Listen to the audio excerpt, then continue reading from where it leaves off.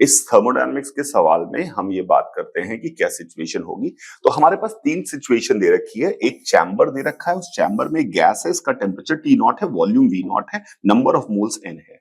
दूसरी गैस में temperature T naught है, वॉल्यूम वी नॉट है, नंबर ऑफ मोल्स एन है। तीसरे चैम्बर में भी टेम्परेचर टी नॉट है, वॉल्यूम वी नॉट है, नंबर ऑफ मोल्स एन है। यहां पे दिया हुआ है temperature T not, volume we not और नंबर ऑफ मोल्स एन दिए हुए हैं। लेकिन इस केस में सराउंडिंग का टेम्परेचर, ये इसका जो टेम्परेचर है वो टी है और इसका भी टी है, और इस केस में टी जो है वो टी नॉट से ज्यादा है।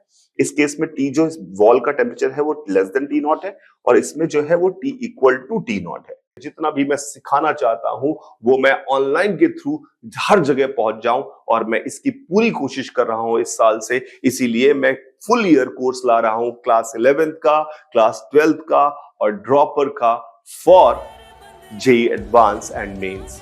Thank you very much.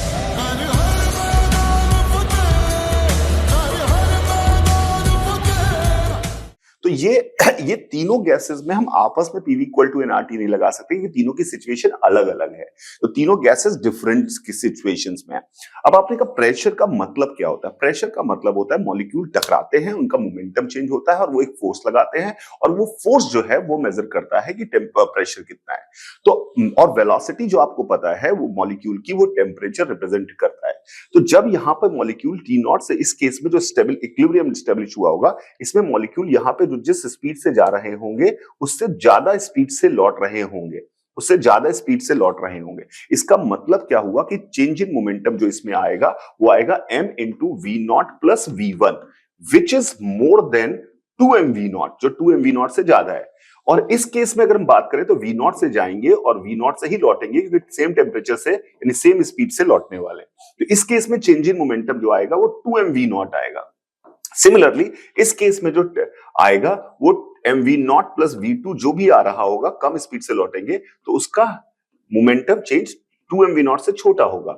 और ये जो चेंज इन मोमेंटम है वही फोर्स को कॉज करता है, वही प्रेशर को कॉज करता है। तो यानी इस केस में अगर हम देखें तो प्रेशर जो है वो, क्योंकि फोर्स जो है सबसे ज्यादा है, तो इस केस में प्रेशर सबसे ज्यादा रहा होगा, इस केस में प्रेशर बीच में रहा होगा, इस केस में प्रेशर सबसे कम रहा होगा। तो क्या बोल रहा है कि पहले वाले केस में टेम्परेचर लेस देन है, लेस देन वाले को उसने कहा इक्वल, तो यानी कि ए आंसर इसका आंसर हो जाएगा। एकदम सिंपल कहानी है। इन तीनों गैसेस को आपस में मत कंपेयर करिएगा कि पीवी इक्वल टू एनआरटी तीनों में आपस में लगाएं, बिकॉज तीनों की सिचुएशंस अलग अलग है। इस गैस के लिए जब लगाएंगे तब अलग बात है, लेकिन इस गैस और इस गैस में कंपेयर नहीं किया जा सकता, क्योंकि इनकी एक्सटर्नल कंडीशंस डिफरेंट है। क्योंकि हम जब कहते हैं तो गैस का कंटेनर, गैस जब हम टेम्परेचर टी बोलते हैं गैस का है, तो उसके इनर वॉल का भी टेम्परेचर टी ही मानकर हम पीवी इक्वल टू एनआरटी लगाते हैं। ऐसा नहीं है कि इनर वॉल का अलग और गैस का अलग मानकर पीवी इक्वल टू एनआरटी लगाते हैं, तब पीवी इक्वल टू एनआरटी लगता भी नहीं है। I hope it is clear.